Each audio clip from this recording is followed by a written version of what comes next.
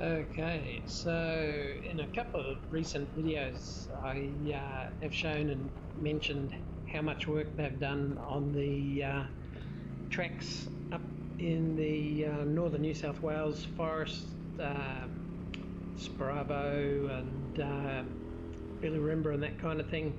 So I just thought I'd do a side-by-side comparison now. It's coming up towards fire season now, and 3 years ago when they had the big fires, Neil and I came to ride in here and actually got turned around because of logs across the road, and roads were blocked off for firefighting, and we could see that they'd had trouble getting access to a couple of places, even though the fire brigade tend to run smaller four-wheel drive fire trucks for these areas.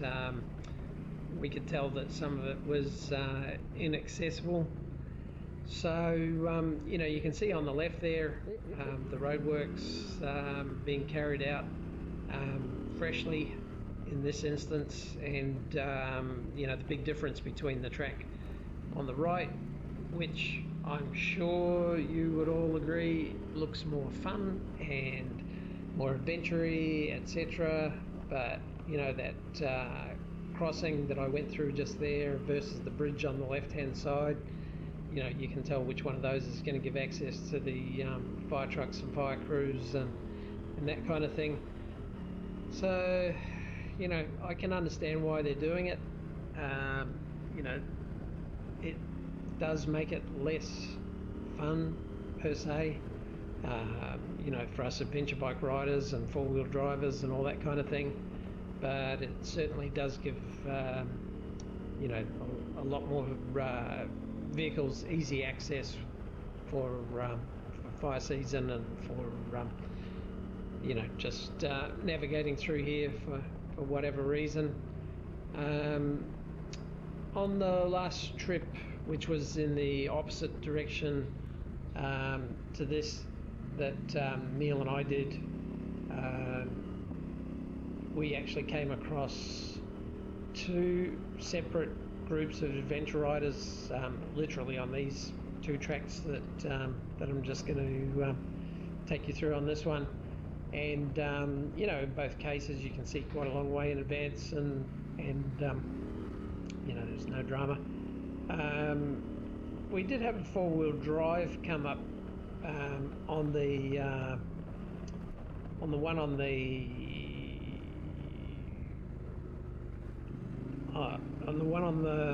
on the right. We actually had a four-wheel drive come up, and he was going pretty fast right at the turn up towards the lookout, which is towards the end of this video, and kicked up a lot of dust, and I wouldn't have wanted to meet him on a blind bend where he couldn't see around because he was using all the road and then some. And a couple of times I've come across vehicles that have had to take evasive action because they're going as fast as they can using the whole road, and of course then there's another vehicle, so you have to share it, which I thought at the time the guys were potentially going to come face to face with a four-wheel drive, not a motorbike, because we can scunch down the side and make ourselves pretty small. So this is getting us up to the intersection here where we then turn right, and that's Billirimba Fire Trail. So this is further down Billirimba Fire Trail, following Michael on the left there. So because the two of us are riding together, it doesn't really sync up with the one on the right the same as the other one where, and I've swapped around 2023s on the right hand side on this one because Michael was on the left in the video, so I didn't want to cut him out. So you can see the conditions in 2022 were easy enough to get through, but it's dried out a lot more, and there's been work on it in 2023. And the same goes for down the other side. In 2021, 2022, I'm not sure that I would have said that you would want to go up or down the far end of this Billirimba Fire Trail, where it actually goes into some steep sections. It's actually reasonably easy coming up and can be a bit tricky going down, and I don't know, going down with a loaded bike, yeah, there'd be a couple of places that you'd have to take it pretty easy through and let your momentum roll you through and give a little bit of a blip to get where you want to be aiming. And yeah, now with it having been graded, I mean, the last time we got up it, we couldn't actually find the steep bits. But since then, like, I've done this 3 times since the video on the left, 2022 one, in this direction, and once in the opposite direction going up, since it was graded, and once before. So yeah, you can see the mud on the left hand side there. They've gone through and just reprofiled the road. I don't think they've brought in any clay and dug it up like they have on the other one. The main roads, the more main roads, they've graded them and rolled them, brought them up into condition.